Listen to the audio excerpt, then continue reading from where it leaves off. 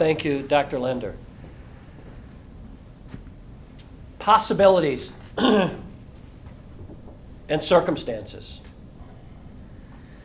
It was what Ralph Waldo Emerson that said, around a circle, which are circumstances, there's a larger circle. And in that circle will be our possibilities.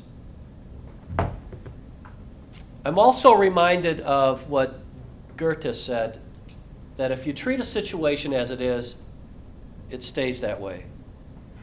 But if you treat a situation for what it could become, it will become that. Circumstances we have. How can we move into possibilities and possibility thinking? And as I thought about this in terms of my own life, and going back to find out and revisit some of the circumstances I found myself in as a child. I grew up in foster homes. And in one instance, I was not treated very kindly. And I'm not saying that mine was a horrific childhood. It wasn't. But I had a set of circumstances. The mother that was in the household was not very kind to me, but her husband, Josh, was. And he helped me transcend that circumstance. He gave me a possibility. And one of the possibilities was this. He introduced me to the triple-decker peanut butter and jelly sandwich. Now, all of us probably have had a peanut butter and jelly sandwich, but on that triple-decker, here's what you do. You take your slice of bread and you just spread that peanut butter over it.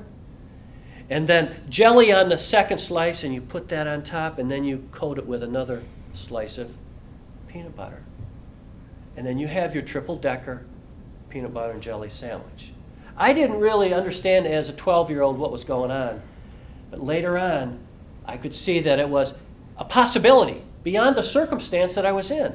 A 12-year-old kid that didn't really know what was going on, moved around a lot. I want to share another person with you that helped change my life and helped me transcend a circumstance, and that was my Latin teacher. My 8th grade Latin teacher had to put up a lot with me because I was one of those kids that low self-esteem, and I'd make those comments, and I'd want to be noticed. And the one thing I got from Mrs. Wade, though, was I enjoyed Latin. To this day, I can look at that exit sign and say, that's a Latin word. Well, in 9th grade, I met a teacher who really saw something in me that I didn't even see in myself. You know, it's the teacher that you need to make that phone call to and thank. I never got a chance to thank her. But let me tell you a little bit about this teacher who took a circumstance that I was in and gave me a possibility, one that I didn't know was there. She came up to me one day and said, "You could be a teacher. You could be a Latin teacher." And I remember, what's she talking about? We're poor, I'm not smart enough, and you got to go to college. I never told anybody until I started speaking in 1994. Let me tell you what her name was. Her name was Vera Self.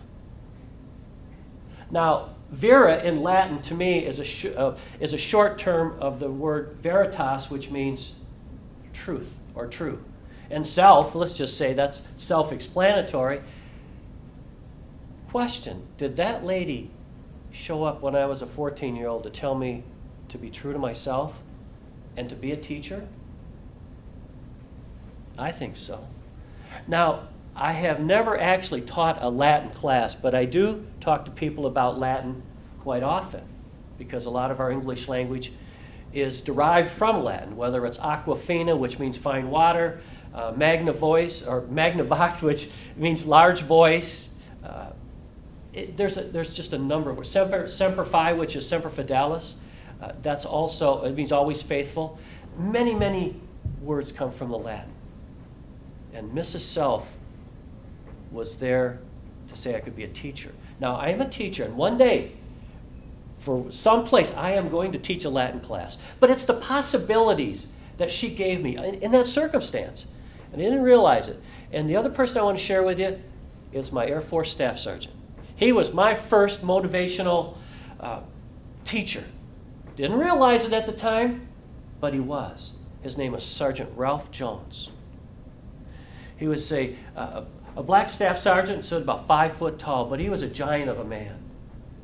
And in the Air Force, we had to take our test and we had to study and get ready. And Sergeant Jones was always going around, Dodge, you can do it, Dodge, you can do it.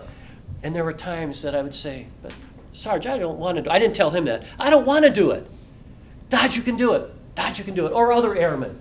He was right there. Had a circumstance, and he even made it better.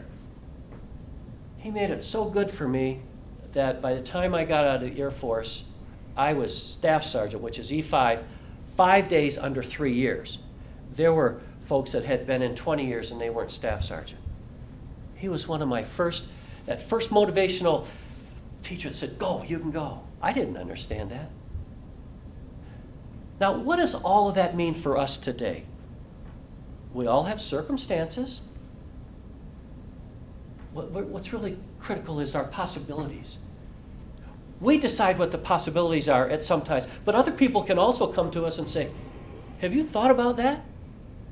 And the people in your companies, what would you like to do?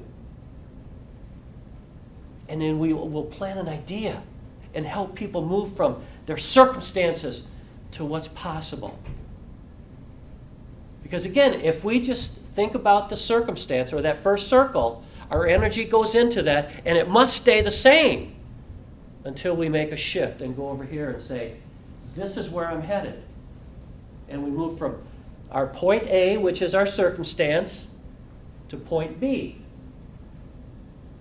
which is the coaching that my friend Chris Kostoff is a life coach involved with. Point A to point B.